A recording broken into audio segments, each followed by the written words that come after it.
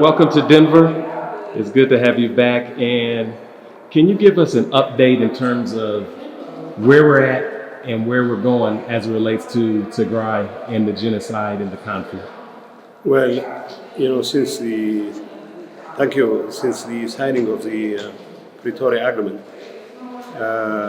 we have managed to maintain cessation of hostilities in many parts of Tigray, and there has not been any active conflict, especially with the federal government. But still, there are areas where IDPs are not still allowed to return, and the interim regional administrations needs to be restored in parts of Tigray that have still been under the control of either the Eritreans or the Amhara forces. But there is a lot of healing to do. People are still suffering as a result of the aftermath of the conflict. We still have hundreds of thousands of people who remain internally displaced, who are living in conditions that are totally unbearable because they cannot afford to feed themselves. Humanitarian aid is paltry-based, and these are the kinds of challenges we continue to face.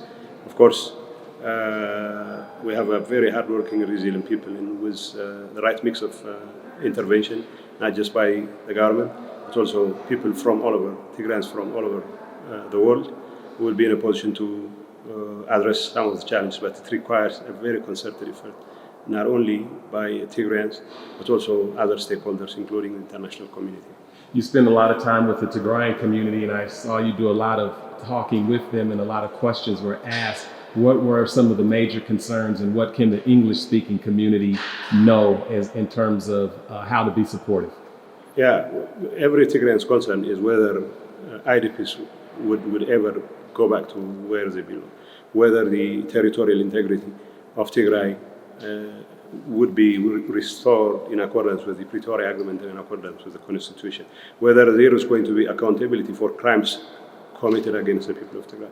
And our commitment as interim administration is to see to it that all the demands of the people of Tigray, the legitimate demands of the people of Tigray, are made and made peacefully.